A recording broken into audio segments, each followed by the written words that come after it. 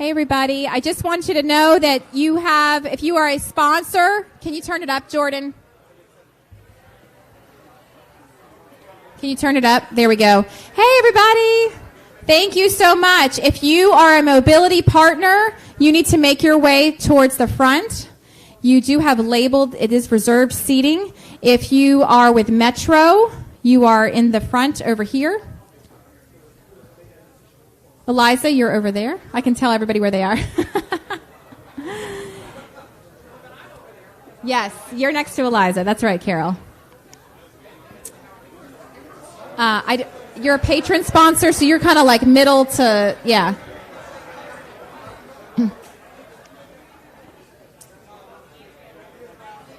Yes, yeah.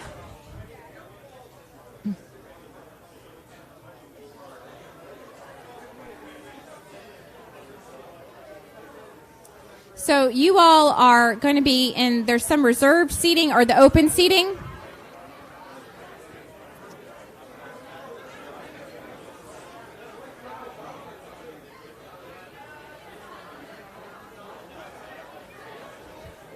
This is it's like a social experiment, y'all.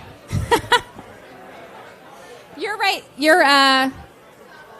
in there somewhere.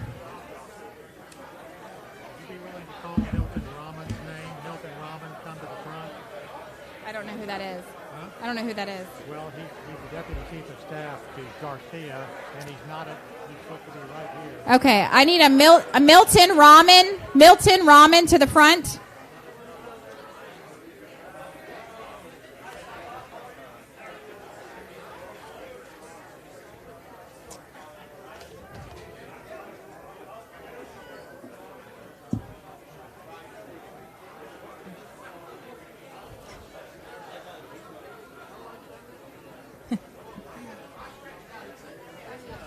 If you can't find your seat, come find me and I will help you. Hi. Yeah, that's all Metro. You're all right there. Yes, so you are like...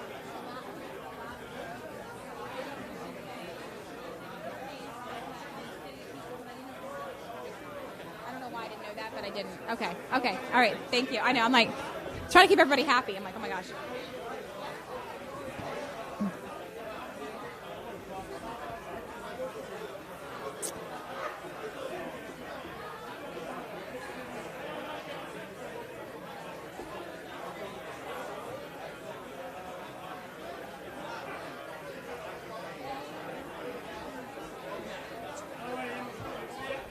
If you can find your seat and sit, that way we know like where there's room for extras. They had said all their people were virtual, but I have a reserved for you. Let me find.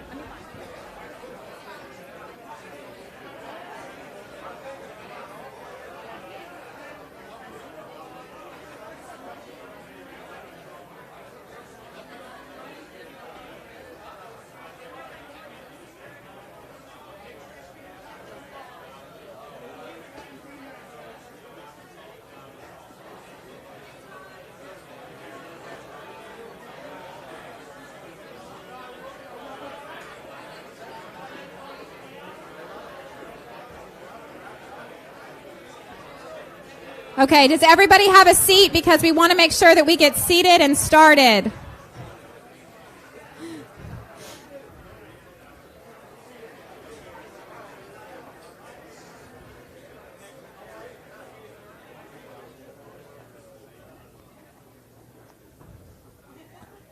Awesome. Thank you guys so much. I know it's going to get a little toasty in here, but luckily we all love each other, so... if you need to start taking off jackets, just don't take off too many items. So if you need help finding a seat, let me know. All right, Jordan, I'm looking for Jordan. Are we good? Okay, we're good. Good afternoon and welcome to TAG's annual State of Mobility with Mayor Sylvester Turner. I am Andrea French, Executive Director for TAG. And while I used to always say how great it is to see everybody, I really mean that today. Because it is so wonderful. And I would like everybody to turn around and just wave at the cameras to all of the people that are tuning in virtually, because we love you and miss you too. We've got about 200 plus folks that are tuning in virtually. And so we are so excited that they can join us today as well. It was great to also see so many of you at our Infrastructure Week happy hour a few weeks ago with Miss Carol Haddock and Miss Eliza Paul. That was so fun. And we'll be having some more of those in the coming months. We're really grateful to be welcoming our members and partners and advocates back to the in-person world. And we are so grateful to have had your support over the last year while we navigated the virtual setting. We would not be here today without all of you. So I just want everybody to give themselves a round of applause.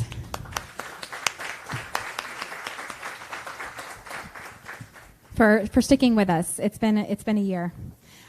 We also wouldn't be here today without our sponsors. And so I do want to take a minute and to thank all of the people that helped make today possible.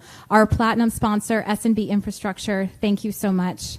We appreciate your support. Our patron sponsors, AECOM, Atkins North America, Central Houston, Civil Tech, a Woolpert company, I hope I'm saying that right, EHRA Engineering, Greater Northside Management District, Gulf Coast, a CRH company, HDR Engineering, Houston Airports, Impact Strategic Consulting, Parsons Transportation Group, RG Miller Engineers, Texas Concrete Pipe Association, Traffic Engineers, Inc., and Zarenkelk Engineering Services. Can I have another round of applause for our sponsors for today? I'd also like to thank our 2021 mobility partners. Y'all know these are our members that have invested with us at the highest level. They are how we are able to do what we do all year round. They are LJA Engineering, Texas Central, S&B Infrastructure, Raytech Construction Resources, Uptown Houston, Outreach Strategists, LAN, WSP, Half Associates, Robert Kistner, DEC Engineering. I always feel like I have to kind of like say because it's new. The old Dannenbaum, new DEC. Geotest Engineering and HNTB. So thank you for your support all year round. We appreciate you. I do want to take a minute to recognize we have a lot of special folks in the room today, and it just seems appropriate that we honor the fact that we're all here together in partnership. Oh, he's going to steal my thunder. Here he comes.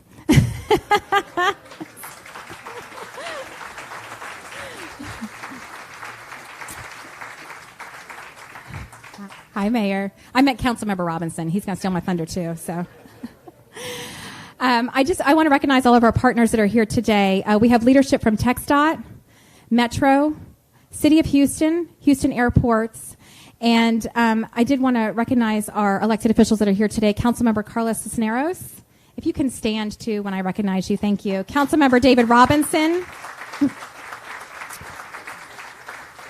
I know I saw Councilmember Ed Pollard.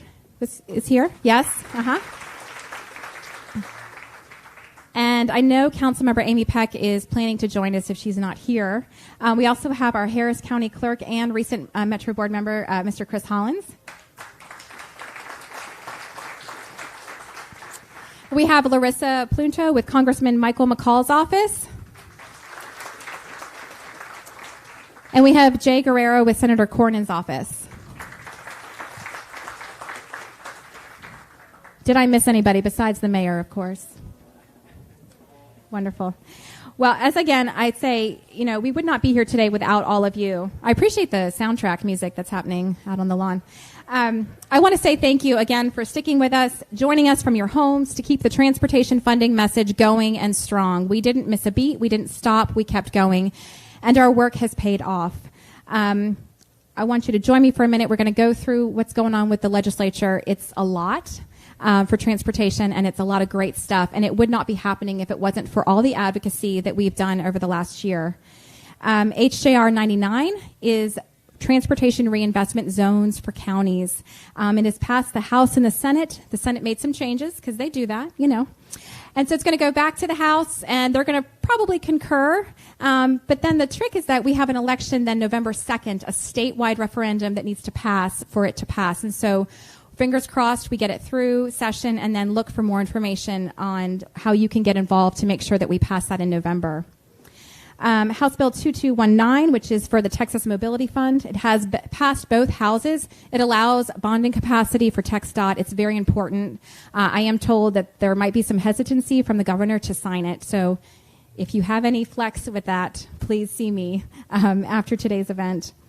And then I'm really, really, really proud of this one. And I know she's not going to like that I'm going to make her stand and be recognized, but there's a special bill that's out there for the Gulf Coast Rail District, and it's been kind of the little engine that could. And I'm so proud of Dr. Carol Lewis with Senate Bill 1990.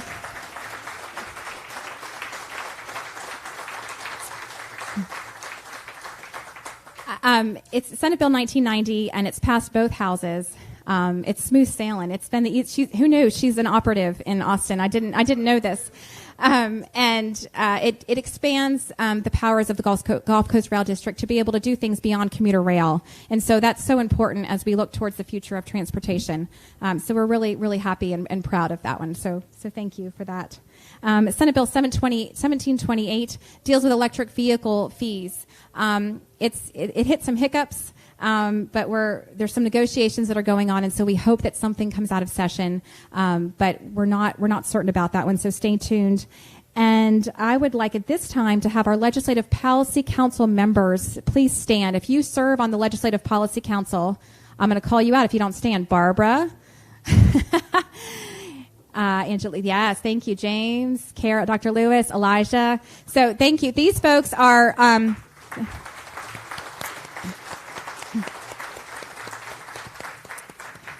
These folks are with us every other week, checking in, listening to me talk about everything that's going on in Austin, and providing feedback on our next direction and our next move. So thank you so much for all of your hard work.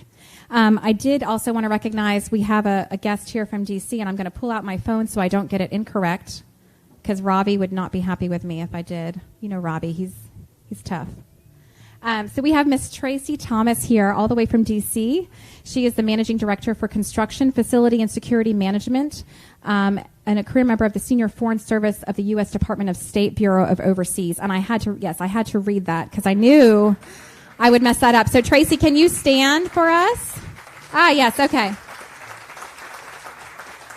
And she's a native of Oklahoma, and for those of you that don't know my background, I did spend a couple of years in Oklahoma City, and I loved it. And Texans get real mad when I say that, but I did love it. So I appreciate that we've got some fellow Oklahoma love here. So with that, I'm going to have our board members stand and be recognized.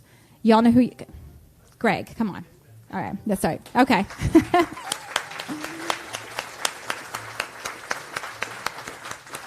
Thank you. They have kept working hard through all this as well. And I'm going to bring up our board chairman, Mr. Mustafa Tamiz. Well, good afternoon. It is so wonderful to see all your faces in the same room. It's been nice seeing all of you over the Zoom. We see you like this. Some of you have gained some weight like I have. I didn't know that because on Zoom you can't tell. Maris, you still look great. I will say this. I love this city, like many of you. And Houston is, it's not just a place we love, but it's a place that is the future of America. When we look at the big challenges, the energy capital of the world, when we deal with climate change, it sends a message not just to this nation, but to the world. When we deal with commuter problems, when we deal with congestion, we send a message because, as the census will reveal, while other cities are contracting, we're growing. So the leadership that we bring to bear around the country sends an important message. And we have no greater leader than Mayor Sylvester Turner. You're supposed to applaud.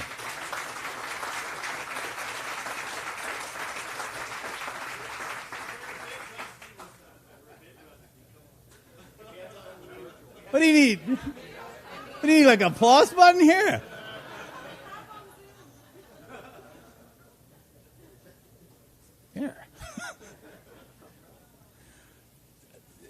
in all seriousness, somebody said the other day, these are difficult times. And I don't agree with that. I think these are times of opportunity. We are coming out of difficult times, but when we look ahead, these are times of opportunity. And when there are times of opportunity, you want leadership that is nimble, that is ready to take advantage of what's ahead of us. And when we see Mayor Sylvester Turner, here's somebody who knows how to do that. He knows how to govern. He knows how to lead. I don't have to read his bio to let you know, because you know him, you've seen him.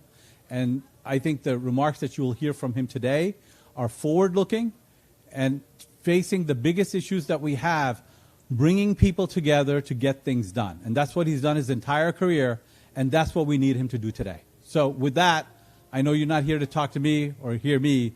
You're here to listen to what the mayor has to say. So welcome our friend, Mayor Sylvester Turner.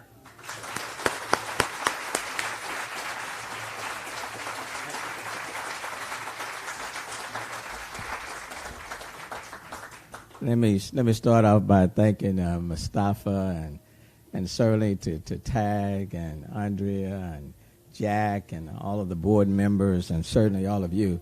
Look, it is a gorgeous day, and the breeze feels great, and that's the best seat over there in the house, or right there. That's the best seat, and it's good to see everybody's faces. In a long time, we've seen some of people's faces. And I assume that everybody has been vaccinated fully. I assume. If not, I've got a small little can of Lysol. Wait a minute, I'm going to spray you. I got using technology. It tells me whether or not you've been fully vaccinated. And if you're not, it's automatic spray can for you. But look, to all of the members of City Council, and let me acknowledge them again, because Wednesday is budget day, and I've seen some of their amendments already. So let me acknowledge them. Councilmember Cisneros, how you doing? Good to see you. Councilmember David Robinson and your participation. TPC, appreciate your leadership. Thank you so very much. Where's Councilmember Pollard? I know he was back there. How you doing, Councilmember Pollard? Pull that amendment down.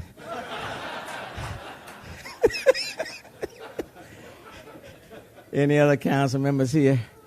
I don't want to miss any of them. I love this group so much, I tell you. We just work so well when we work together in unanimity with one another.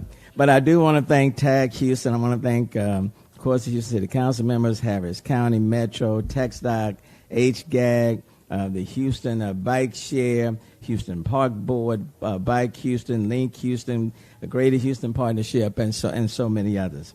Look, let me start by asking a question. I won't have you to say it out loud, but just from my point of reference, how did you get to the Grove today? How did you get here? Most people either drove. Let me just a show of hands. Most people drove. Okay. What's that? Okay. People carpool. Okay. Anybody walk from where they? A lot of people. All right. Good. Anybody took the rail today? Anybody got something that took the rail? What about took a bicycle? Anybody did that? Now, if you took a scooter, I'm going to be mad with you because it's not permitted. So I'm not going to ask that question. But most of you today got here by driving or carpooling. And so, and of course, that's the city that we have built for so long. You built it, they shall come. And over the decades, we have built roads. That's the choice we have invested so much money in. And after years and years of investing in our city, we know people use what we build. Our biggest investment by a wide margin is our investment in our roads. And people have taken us up on that investment and mostly travel throughout our region using those very roads. Believe it or not, It is not the only way people travel around in our city. People use all the modes we invest in. And decades ago, we invested in Metro. And today, Tom, we have one of the most successful bus-based park and ride systems in the country. You might not know it, but Houston is a walking and biking city as well. We have people, I love the music. I tell you, it seems like I ought to be bouncing right along with it. We have people using every travel choice we give them. And they use every one of those choices every single day of the year. And some of you use them in getting to this speech today. You might drive to work downtown, or you might use Metro Rail to get to the Texas Medical Center. You might walk with a colleague to lunch, or you might bike to school with your kid. And a system that provides you these travel choices, one that grows those systems and lets everyone travel safely by whichever mode they choose, that is the future of this city. We have embraced our paradigm shift from a driving city, and I now envision Houston as a city for all, served by all modes. Houston will be a multimodal city. And why should Houston be a multimodal city? Why shouldn't we continue to build more roads, wider roads, faster roads everywhere within our region? Because the more roads we build and the more space we dedicate to driving, the more space we lose by doing. You cannot fully experience Houston from the freeway if you focus so much on roads for the trip. We miss being a destination city. And Houston's future is a destination for residents and visitors from across the country and all over the world. As we speak here today, there are ambassadors coming from the continent of Africa right here in this city that I will be speaking at a lunch when I leave this particular meeting. Even the president and the queen of Uganda are right here in this city. They have come from all over the world. And why are they here? Because Houston is a destination city, a place where people want to live, want to do business, want to visit, and see what it's all about. We even attract people from Oklahoma because we know this is a destination city. It is impossible to be a destination city at 70, or to view the destinations at 70 miles per hour. To be that destination city, we must be a walkable city, one where people can walk out of their homes in Acres Home, or walk out of their hotel downtown, or walk out of their Airbnb in Montrose, and walk safely and comfortably along sidewalks and across streets, to a cafe or an office, to the convention center, or to even go from one store to another. This past year, we made our city more walkable with 50 miles of new and reconstructed sidewalks.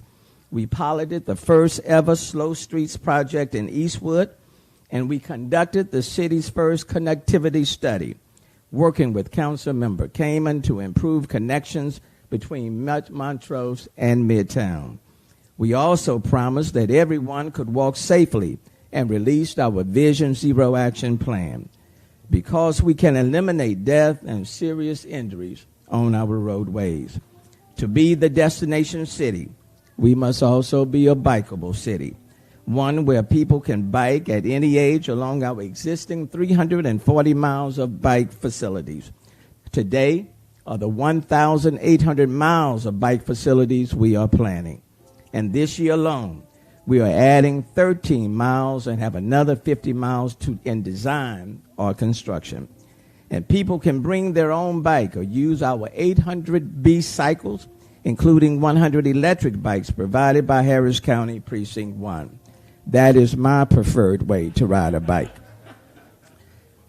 Some prefer just to do it in a manual way, but I believe in technology.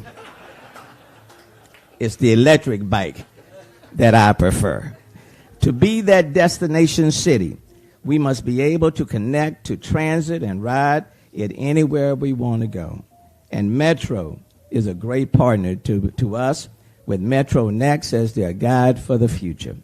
Metro operated even in the midst of the pandemic. And Tom, I want to thank you and the board members for your work. They opened the Metro Rapid Silver Line in August with dedicated bus lanes along Post Oak Boulevard, connecting uptown Houston to two major transit centers. And they are now kicking off their first boost routes, the 54 Scott and 56 Airline Metros, to provide a better walk, a better shop, and a better shelter. And to be that destination city, we must imagine transit as even more than metros, buses, and rail. We need transit to connect us to the whole state of Texas and beyond by moving more people in fewer vehicles and at higher speeds. At this scale, we're working with Texas Central on their high-speed train project so that residents, business people, and visitors can travel from Houston to Dallas in 90 minutes. Imagine having left Dallas less than 2 hours ago to join us in person for Houston State of Mobility speech. That is Houston as a multimodal city, as a destination city. And it is my hope that Texas Central and its investors will remain true to their commitment. And at the same time, my conversations with U.S. Secretary of Transportation Buttigieg have been very positive, and simply put, they have been supportive and continue to be. So Stephanie Nellens Page, it's my hope that we will regain the momentum and get that bullet train built between Houston and Dallas. And let's be clear, I am not saying people will not drive. People will. This is Texas. This is Houston. It's the Houston region. People are going to drive their cars, their trucks.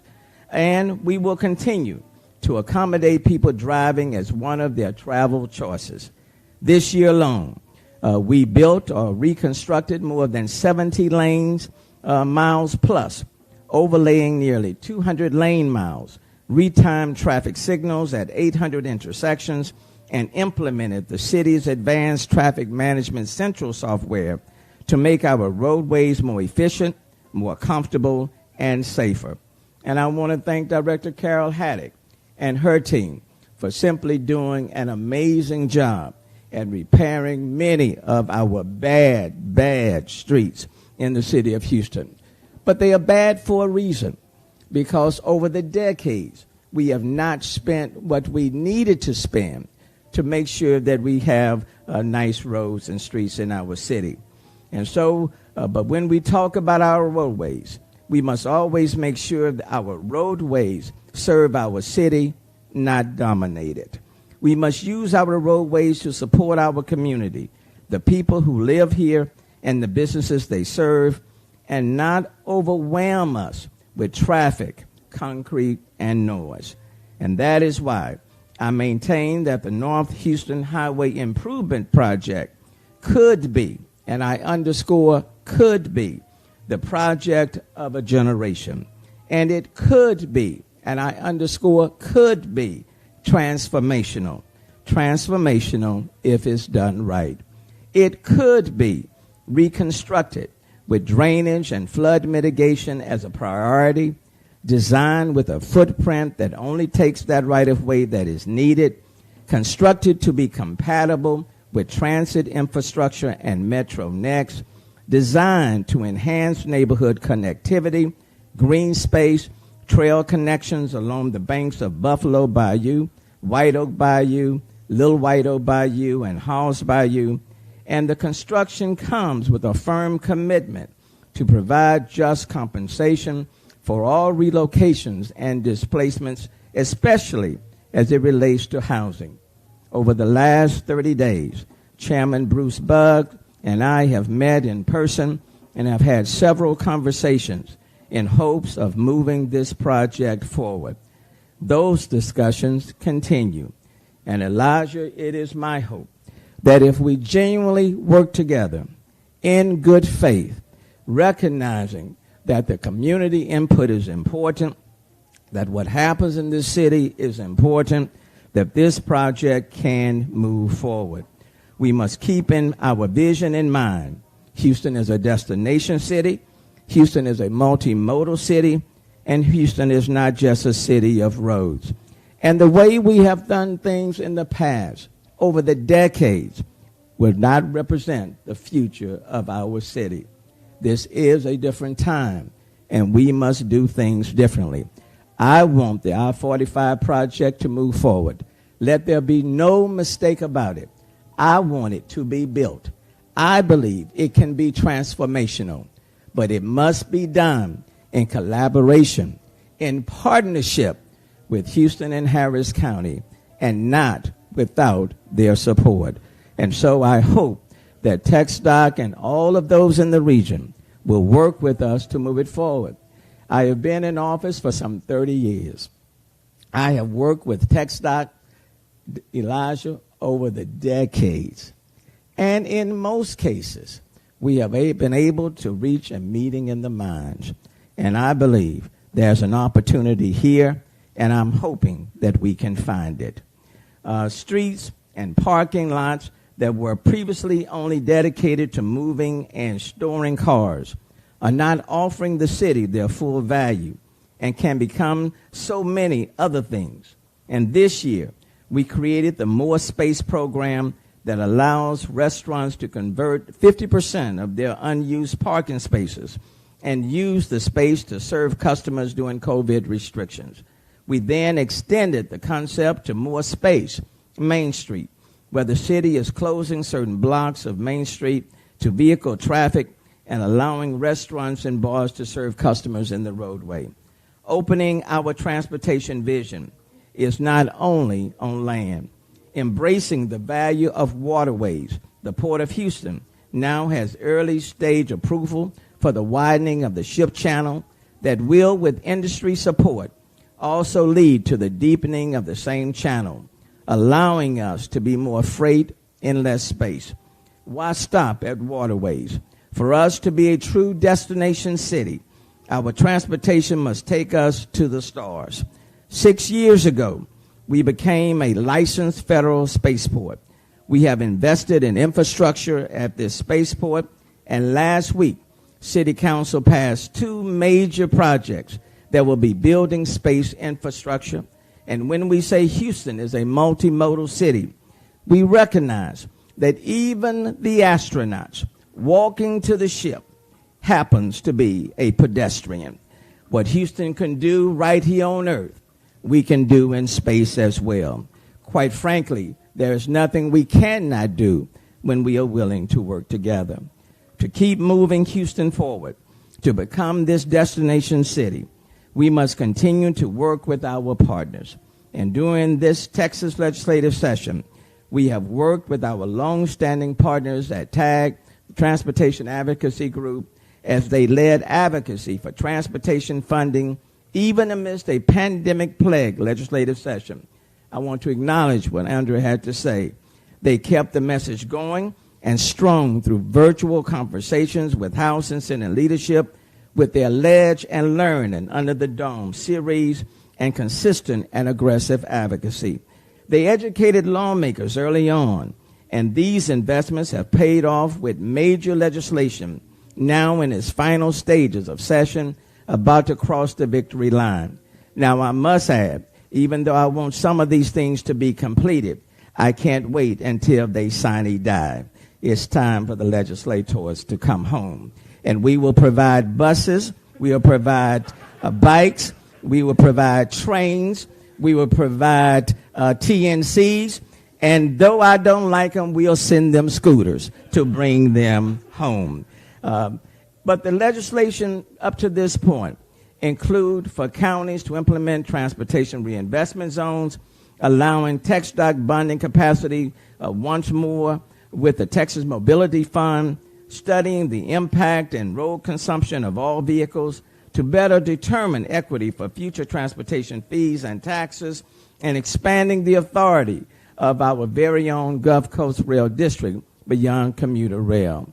And Carol, I do want to acknowledge and thank you for your leadership.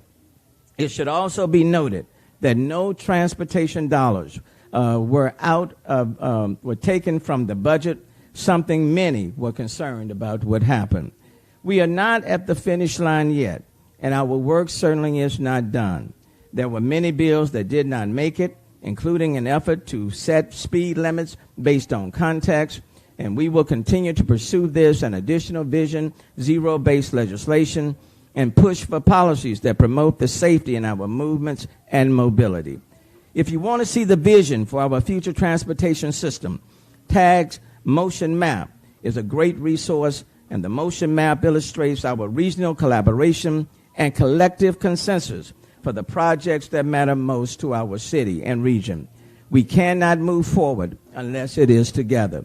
TAG and working with its partners, whether it's Metro, TxDOT, the Port of Houston, the City of Houston, and others, continue this critical work to move us all in the right direction. And let me ask you once more, many of us came here utilizing our roads. And I do want to be very clear. That's important for the network that we establish in our city. But I also want to emphasize the people that are now in our city and coming to our region. And they are looking for the same kind of transportation systems that were in the places from which they come. And it's important for our future that we make those options available. It can no longer be viewed as a one-way. It has to be a multimodal approach. And if we don't do that, we miss out. And it's my hope and my prayer that when it comes to funding and designing our systems, that it's not a partisan issue, but it's simply an issue of what we need to move us forward. This is an opportunity to do something transformational. I will tell you, in the remaining 2.5 years that I have left, I will regret if we don't take full advantage of the opportunities that currently exist. I hope that what's playing out on the national scene and even on the state scene will not play out locally. If we do that, we will all miss. And so when I come back again for the 7th State of Mobility speech, I hope I can report at that point in time that when it comes to Texas Central, we are building a bullet train to bring people from Dallas. I said it one way, okay? That when it comes to the I-40 project, that we are building, reconstructing a highway system that will mitigate the risk of flooding that occurs right now. Because for those of us who drive up and down I-45, if it rains, I-45 and Main will flood. And if you go down to I-45, Airline, Tidwell, Parker, and Little York, you may as well keep on driving because the feeders are underwater. So the project, what exists today, is outdated, and it needs to be significantly enhanced. But it has to be done in such a way that recognizes the importance of our parks and our green space, and even build more. It has to be done in mitigating the risk of flooding. It has to be done in such a way that connect our communities and not further divide them. It has to be done in such a way that doesn't take more than what's required, and it significantly damages the independent hikes of our community. And it has to be done in such a way that people who are displaced, that they are displaced, but they are taken care of at the same time. If we are willing to make those commitments, then I believe the next time we meet, then we can say that project is moving forward, because quite frankly, it should. The only thing that will stand in the way is if it engages in the sort of politics that is destructive and not constructive. And quite frankly, that is not the Houston way. In the next 2.5 years, I want to see a destination city where people are eager to come here because they recognize that when they get here, we can move them from point A to B. And then lastly, Carroll has 2.5 years later to build and repair these streets such that when you're driving on these streets, you can drink your coffee and it won't spill on your shirt. Carol, I know you can do it. I just know you can. And then with Metro, if we all pull it together, then I think we'll see a far different city than the city in which I came into the world in 1954. This is not 1954. It's not 1964 or 74 or 2004. It's 2021. Now let's build a city that's reflective of where we are and where we are going. Thank you.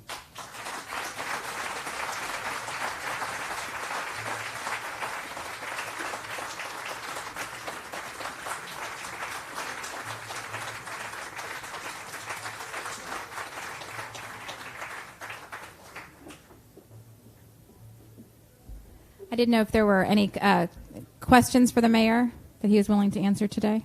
All topics beyond transportation? I don't know. I'm kidding. Any questions for the mayor today? I think you had one, Jack. What did you eat for breakfast? No.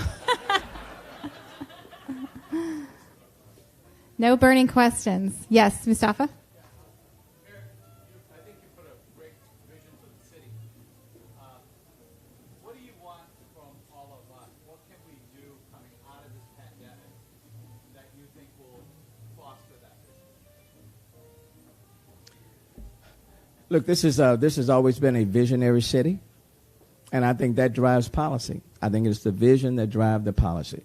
And I think it's important for us to continue to dream big, to have big ideas, and then to work to move those things in the right direction. And quite frankly, beyond elected officials, this is the point in time in which the people themselves, I think, will have the greatest influence. Okay? So take elected officials out. You know, I think people have to be reminded that as elected officials, we are employees. Okay? We are employees. You all are the employers. And I think we've kind of gotten that twisted. Okay? So employees need to exercise their, employers need to exercise their authority and make sure that the employees, and I'm an employee, I serve at your pleasure. Okay? But vision, and not get caught up in yesterday's model, because yesterday's model will not apply to today and where we're going. When I ran for office, my daughter said to me something I've never forgotten. She says, Mayor, Father, when you become mayor, build this city not for people your age and older. Build this city for people my age and younger. That was the advice she gave to me. And let me tell you, that is even more true today, that we must build a city for this generation going forward, not for the generation of yesterday. Otherwise, we will miss, and people and businesses will go to cities that are visionary and are building a city for their workforce. We'll miss it if we try to design and build a city yesterday. Yes, James.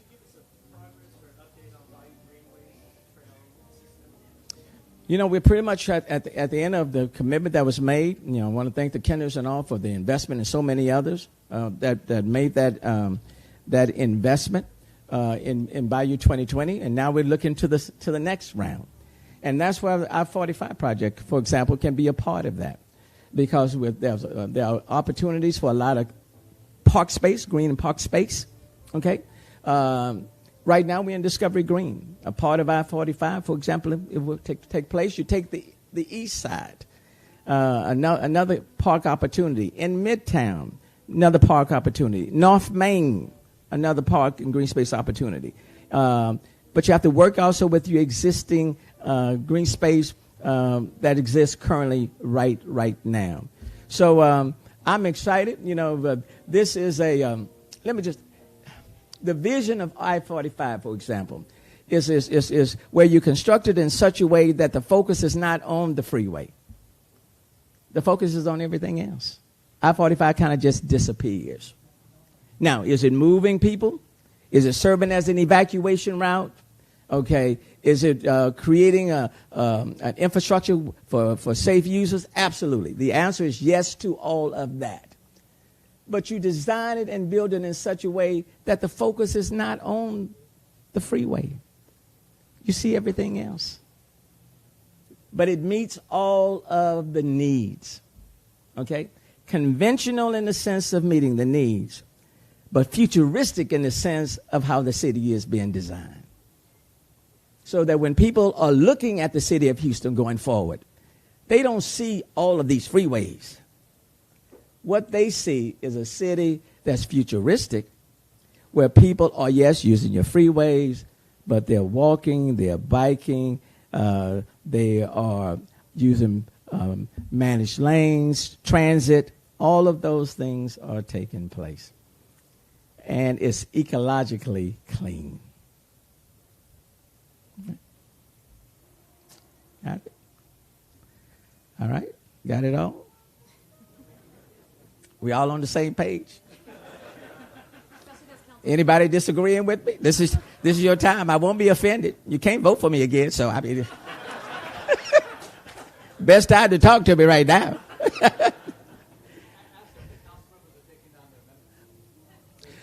Well, you know, I'm not going to ask them to take down their amendments.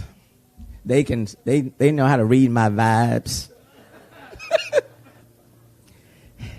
They're so kind. You won't find a better set of council members anywhere in the United States of America. Now, ask me on Wednesday afternoon how I feel. No, but even on that, I will tell you one thing I am proud of. We have worked very well together. It's good to have people's opinions. I don't have any problem with that. It's good to express people. But on balance, and I would say 99% of the time, it is a very collegiate body. And it's not run based on party affiliation, which I like. Okay. So in that sense, I'm very, very pleased.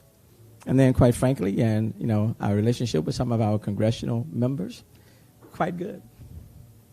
And they come and visit me, don't they? And so I extend my best to people like Congressman McCall and others who have just been a good friend and supporter. So I'm very, very pleased with that. Okay? I'm sorry, Stephanie?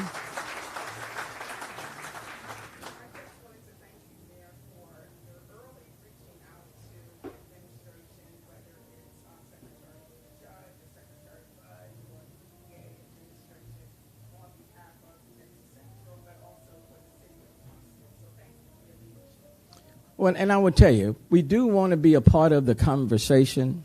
When people are looking at cities, especially now, it is important for us to be a part of the conversation. My relationship with Secretary Buttigieg has been great. My relationship with Secretary Fudge of HUD has been great, and many of those components. I do also. Where's David Fields? I want to acknowledge David. David is my point person on transportation at the city of Houston. If you like what I had to say, I spent all night. If you didn't like what I have to say, David. But no, David has been great. I appreciate you. David has been great in helping us and spearheading our transportation policies. It is a collective effort. And I would tell you as mayor what I know. No one person drives anything by him or herself. So David and Carol and Margaret and so many others have participated in making things happen and being constructive. So I really, I'm indebted to them. I've had a great team, still have a great team. So thank you so very, very much. And then lastly, it is a destination city. I would tell you that I would not be heading the African American Mayors Association or the U.S. Climate Mayors or being the board chair of the Global Resilient Cities all at the same time, but for the fact that people are looking at the city of Houston. It's not given to me just because of me, but when you start talking about resilience and all that we have in this city, you know, they came to me to be the board chair of Resilient Cities. U.S. climate mayors would not have, the mayor of Houston being head of the U.S. climate mayors, you know, 474 of them. But they also recognize what's taking place in the city of Houston. And the same thing with the African-American mayors. The point that I'm making, we have to do everything we can to make sure that people are looking at the city and what we're doing in this city, and that they are following our lead and not necessarily we're following theirs. And so that's why it's so important for us to get things right and to do it together. And I remain very optimistic. Elijah, you know, I love you dearly. I tell you, TxDOT is just the best.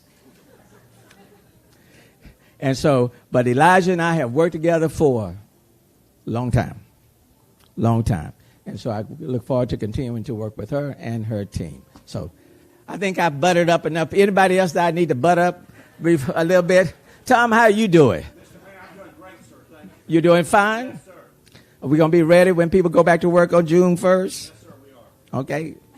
Bus occupancy is up higher? Yes, sir. Okay, good. Who else in here do I need to pick on? How is Congress doing?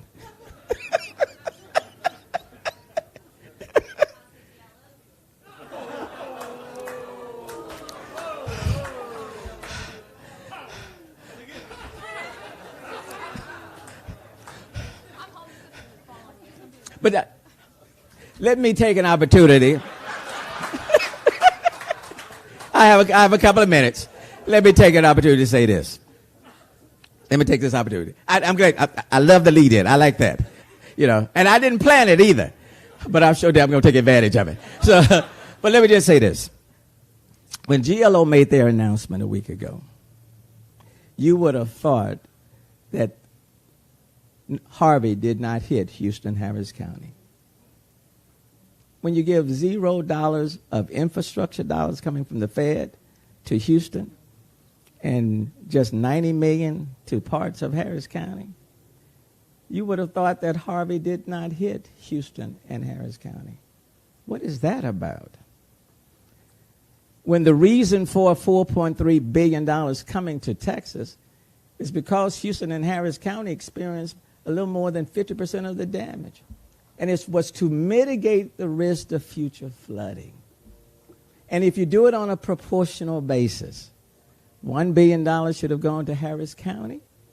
$1 billion should have gone to Houston. And you know something is wrong with that decision when every commissioner, Democrat and Republican in Harris County, every commissioner, Commissioner Ellis and Commissioner Cagle on the same page?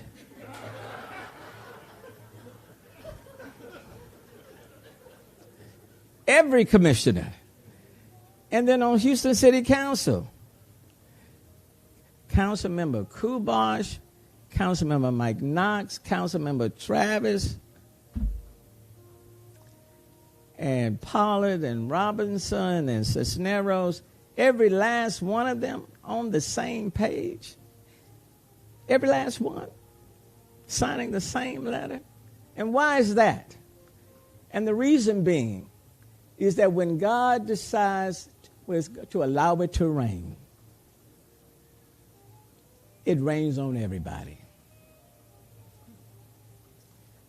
And if you're in Kingwood or Clear Lake or Third Ward or Sunnyside or the East End, Magnolia Place or Fort Bend, you get the rain. And over the last 14 days, we've gotten a lot of rain. And if you get a lot of rain, if you don't have the right infrastructure in place, regardless of what you build or what mode of transportation, you will come to a halt. Okay? And then what will people, where this is a destination city, what will they say if they come to a city and you just keep flooding? All of a sudden they decide this is not the place where we want to be. It's not the place. So for GLO, for Commissioner George Bush, to simply say 0 to Houston, and then to come back yesterday and to say it was the federal policy, are you kidding me? Your state action plan, you submitted it last year, not this year.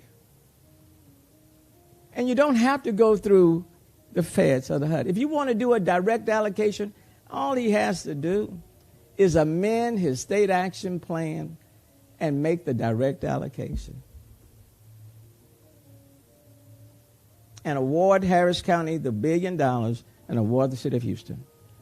And then what is this? You're going to give $750 million to Harris County? Well, where's Houston in that equation? Explain that to me. It is that type of foolishness. It's that type of foolishness that, quite frankly, I don't have very much patience with. I done got to the point. Those type of games I don't like playing. I just choose not to play. And so I've reached the point where I say to the people of the state of Texas, to the people in the city of Houston, to the people in Harris County, you must now speak up. Because I don't want to be a part of the sideshow. I'm not a gladiator in the ring and everybody's in the stands. We all must be participants in this process. But that makes no sense. And who are you hurting? Who are you hurting? So GLO is, Margaret, I didn't see you back there. There you are, Margaret. How you doing? But GLO is wrong on this. They're just flat out. There's no other way to put it. And there's nothing wrong with acknowledging that you are wrong and making it right. There's nothing wrong with that. You don't have to play games. You don't have to place blame someplace else. Just acknowledge, for whatever reason it was wrong. That's all you got to do. And then let's move forward. And we're good. And I'll call him my good friend. And when he gets ready to announce that he's running for something else, I'll listen to him.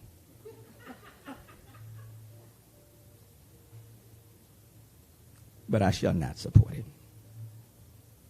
I've gotten to the point I'm too old for games.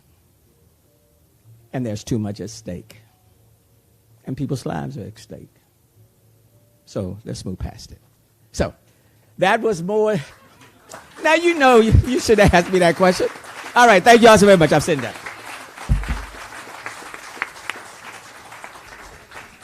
All right. Mayor, you oversee a staff of 22,000 employees. So I want to say thank you to Andrea and Esmeralda, who really, not just today, but over the pandemic, have done a phenomenal job of really leading TAG in so many efforts at the legislature and so many things. And you'll appreciate this, man. We've had success at the legislature because Andrea's made sure that I'm nowhere to be found. She said, no, you shouldn't go because this would hurt us. And then also our board, again, if you can stand, our volunteer leadership has done a phenomenal job in this every step of the way. And then, Mayor, I know it's been said today several times, but your leadership in this, not just in this city, but in this country, for so many initiatives that you lead across the board, is valued, it's appreciated, and it's making a phenomenal difference. And so thank you for all the stuff you do. And I feel like that we have a community in transportation across the board. And so it's so good to see so many of you. And as the mayor has said, it takes all of us to get involved, to be engaged. We have made a difference in the legislature. It's going to take all of us for these consensus conversations to bring more resources in the region at the federal level, at the state level. There is more federal money out there. It comes through the state. It comes, through the work of all of us. So please stay engaged with TAG. Help us bring more resources to do these projects, because without you, it's not possible. So there are more lunches in the back. Some of you have not taken them. Please take them, because if you don't, Andrea and I, post-pandemic, I've grown this. I don't need to. All right. Thank you. Thanks, everybody. We also have TAG swag bags for you to take with you as well. So get a box lunch and get a swag bag when you leave, please. Thank you. We'll see y'all again real soon.